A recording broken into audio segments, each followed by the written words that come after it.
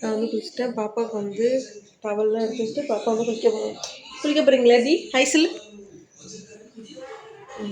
பாப்பா வந்து குளிச்சுட்டு வந்து பார்க்குறேன்னு சொல்லு.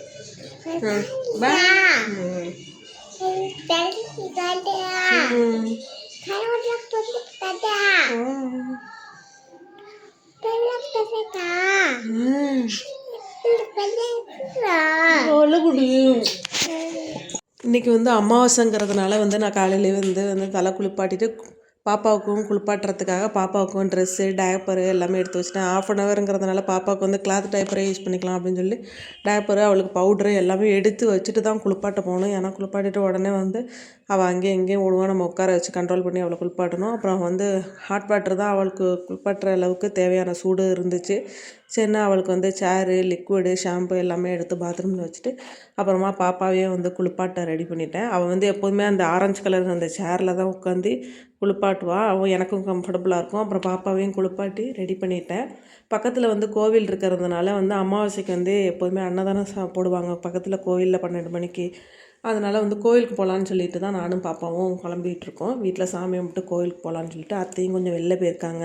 பாப்பாவுக்கு அந்த எல்லோ கலர் செவ்வந்தி பூ நல்லா இருக்குன்னு சொல்லிட்டு தலையில் வச்சுருந்தேன்.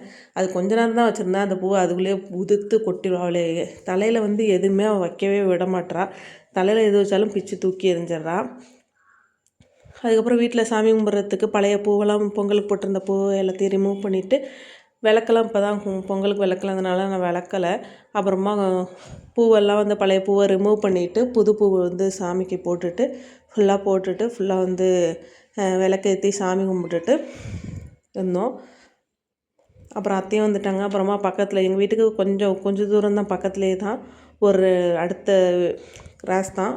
சரின்னு பாப்பாவையும் கிளப்பி கோயிலுக்கு போனோம். அங்கே வந்து அன்னதானத்துக்கு எல்லாமே ஏற்பாடு பண்ணிகிட்டு இருந்தாங்க. நாங்கள் போகிற நேரம் சாமி பூஜை பண்ணிகிட்டு இருந்தாங்க. அப்புறமா போய் நாங்களும் போய் சாமியை வந்து பார்த்துட்டு துண்ணூறுலாம் வாங்கிட்டு அதுக்கப்புறம் வந்து சாப்பிட உட்காந்துருந்தோம். பாப்பா வந்து ஒரே விளையாட்டு. அவங்க பிள்ளைங்கள்லாம் நிறையா குழந்தைங்கள்லாம் வந்ததுனால எல்லாரோடையும் நல்லா ஜாலியாக விளையாண்டுக்கிட்டு இருந்தா.